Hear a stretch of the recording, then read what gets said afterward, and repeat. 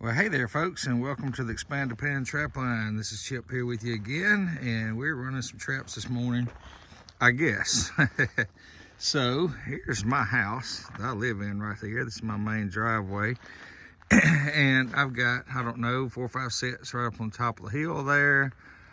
That's a major intersection crossover. I've got another little road that goes back to another part of the property here, so that's a pretty neat intersection. And this happens to be Christmas Eve, so I was just coming out of my driveway, and so I guess I'm going to call that checking traps, because I was leaving going to get some last minute Christmas shopping done, and I noticed that my sticks that I had were kind of a semi-covey, but this was set for I'd seen a cat here from the house the other day. There's a cat.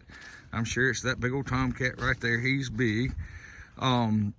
As I'd seen him from drinking coffee one morning, and I sat right here. He walked right down this road, actually with another bobcat as well. So I sat for him, and here again, my house is just right there.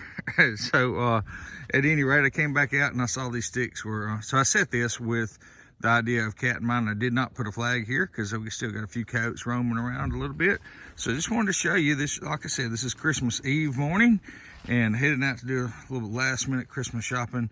Let me see if I can zoom in. It's a really good catch, really cool foot placement there, right off on the side of that Duke 550. So I'm tickled to death with a cat. So we're gonna get him dealt with here and get on further down the trap line. Guys, I just want to tell y'all, from all of our customers and all of our friends out there, our YouTube followers, we thank you so much for your business. We've had a wonderful year with Expand a Pan. Thank you so much. And until next time, tight chains, Merry Christmas, and that smart trapper is always learning.